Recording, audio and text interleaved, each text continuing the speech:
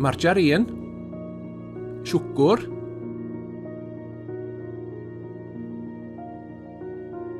blawd, pwdwr codi, ac wya. Mae wya'n ddiwerth yn ei plisgyn. Rhaid ei torri mwyn ei hagor.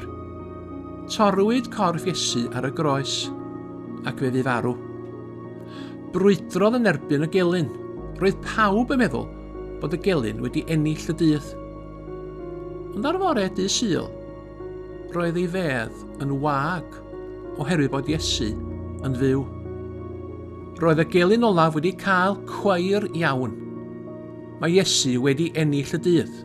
Mae o'n fuddigol ieithus.